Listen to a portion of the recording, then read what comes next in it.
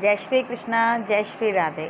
आज मैं आप सबके लिए माँ लक्ष्मी की व्रत कथा लेकर आई हूँ, जो कि श्राद्धों की अष्टमी वाला व्रत होता है। ये सुख समृद्धि को देने वाला होता है, हमारे बच्चों को सुख शांति देता है, हमारे बच्चों को अच्छा बनाता है, घर में खुशियाँ लाता है। तो इस व्रत को श्राद्धों की अष्टमी वाले दिन किया जाता है। ये निर्जला व्रत होता है। इसके लिए आपको सुबह उठना होता है, उसमें आपको सरगी करनी होती है। सरगी के लिए आपको 4 बजे उठना, तारों की छाँव में उठना होता है। और इसमें आप बिना प्याज का कुछ भी खा सकते हैं सुबह, जो आपको सही लगे।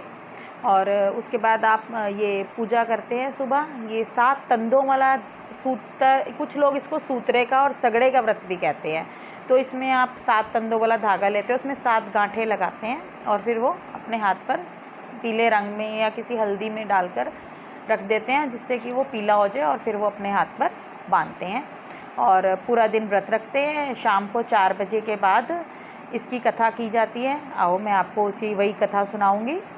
एक बार एक राजा होता है, उसकी 2 रानियां होती हैं। वो एक रानी तो उसकी बहुत अच्छी होती है, पूजा पाठ में विश्वास रखती होती है, और जो दूसरी रानी होती है वो उसकी बिल्कुल भी पूजा पाठ में विश्वास नहीं रखती होती। ऐसे ही एक दिन श्राद्धों की अष्टमी आती है, तो जो बड़ी रानी होती है वो पूजा की थाली लेकर जाती है। उसमें पूजा की थाली में छोटे छोटे मिट्टी के हम घोड़े बनाए जाते हैं, छतरी वाले, और राजा बैठा होता है उसके ऊपर, वो होते हैं। और साथ में उसके पूजा की थाली में ही चने की दाल या चने रखे जाते हैं, थोड़ा सा मीठा रखा जाता है। तो अपनी थाली सजाई, और अपनी भी सजाई, अपनी छोटी रानी की भी सजाती है। और वो दोनों थालियाँ लेकर वो छोटी रानी के पास जाती है, उसको बोलती है कि आओ आज माँ लक्ष्मी का व्रत है, आओ हम लोग पूजा कर लेते हैं। तो वो तो होती है, उसको तो विश्वास होता नहीं है इन चीज़ों में। तो वो क्या करती है, वो अपनी पूजा की थाली को गिरा देती है, फेंक देती है। वो जब थाली गिराती है तो वो अस्तबल में जाकर गिरती है। अस्तबल जहाँ घोड़े रहते होते हैं, राजा के घोड़े बांधे जाते हैं, वो वहाँ गिर जाती है। तो दूसरी रानी बहुत परेशान सी होती है, वो अपनी पूजा की थाली लेकर चली जाती है। इतने में उधर राजा के पास आकाशवाणी होती है कि ये राजा, तू अपनी उस रानी को निकाल दे, नहीं तो ये तेरा घर राजपाट सब कुछ नष्ट हो जाएगा। राजा डर जाता है, राजा उस रानी को महल से निकाल देता है।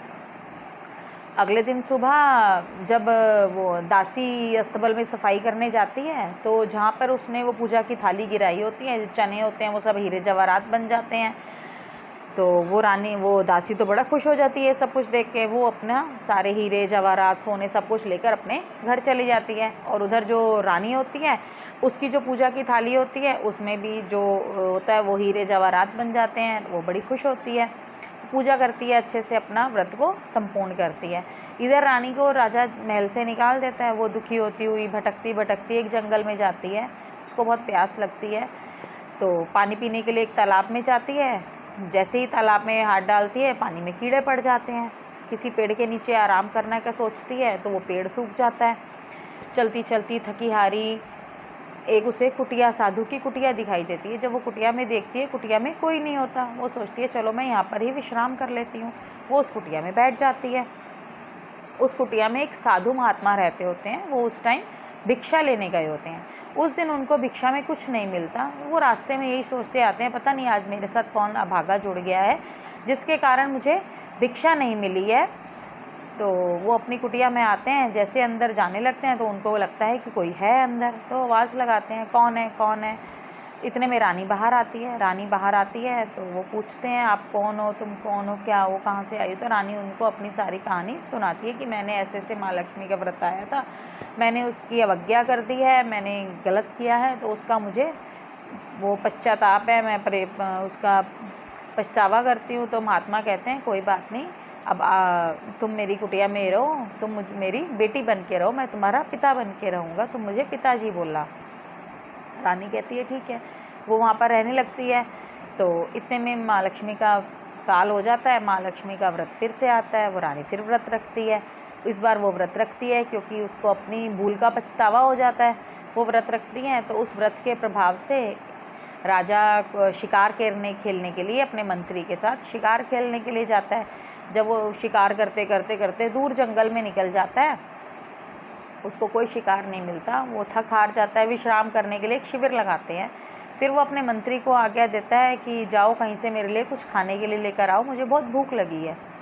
तो मंत्री जो होता है वो घूमते घूमते एक तीतर का शिकार करता है। वो तीतर को ले लेता है, तीतर को मार डालता है। तीतर को लेकर फिर वो सोचता है कि अब राजा को तीतर बनाऊं कहाँ से।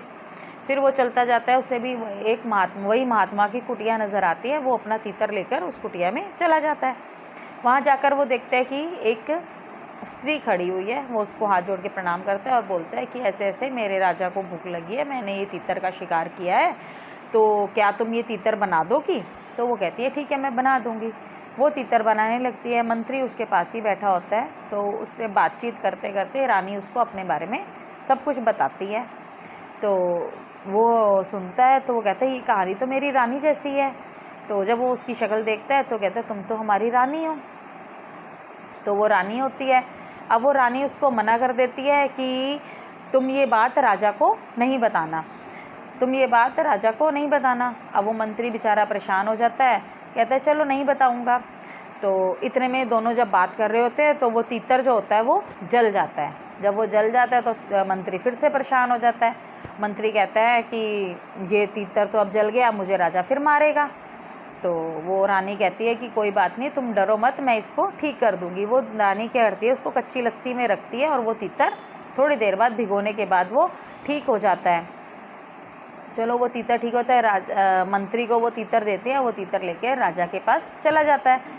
जब वो राजा के पास जाता है तो वो राजा को तीतर देता है खाने के लिए।